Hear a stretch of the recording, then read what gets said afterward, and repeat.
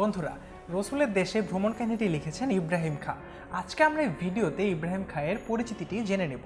ইব্রাহিম খাঁ 1884 খ্রিস্টাব্দে টাঙ্গাইল জেলার তৎকালীন ভুইয়াপুর থানার শাহবাজনগর গ্রামে জন্মগ্রহণ করেন। তাহলে ইব্রাহিম খাঁ কত সালে জন্মগ্রহণ করেন? 1884 খ্রিস্টাব্দে। এবং তার জন্মস্থান কোথায়? টাঙ্গাইল জেলার তৎকালীন ভুইয়াপুর থানার শাহবাজনগর গ্রামে। কলিকাতা বিশ্ববিদ্যালয় থেকে এমএ ও বিএ পাশ করে, অর্থাৎ তিনি এমএ ও বিএ পাশ করেন কলিকাতা বিশ্ববিদ্যালয় থেকে। প্রথমে তিনি ময়মনসিংহ শহরে আইন ব্যবসা শুরু করেন।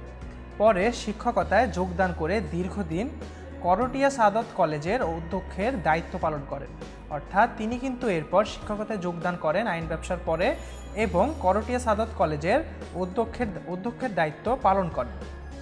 ছোট গল্প, নাটক, রম্য রচনা ও উপন্যাস লিখে তিনি খ্যাতি অর্জন করেন। অর্থাৎ তিনি কিন্তু ছোট গল্প লিখেছেন, নাটক লিখেছেন, রম্য রচনা, উপন্যাস এই সকল কিছুই তিনি লিখেছেন এবং এগুলোর মাধ্যমে তিনি খ্যাতি অর্জন করেন। 1976 খ্রিস্টাব্দে তিনি মৃত্যুবরণ করেন। তাহলে আমরা কিন্তু তার মৃত্যু সালটিও এখান থেকে জেনে নিলাম, সেটি হচ্ছে 1976 খ্রিস্টাব্দ। বন্ধুরা, কোনো প্রশ্ন থাকলে কিন্তু আমাদেরকে কমেন্ট সেকশনে জানিয়ে দিতে পারো। ধন্যবাদ বন্ধুরা।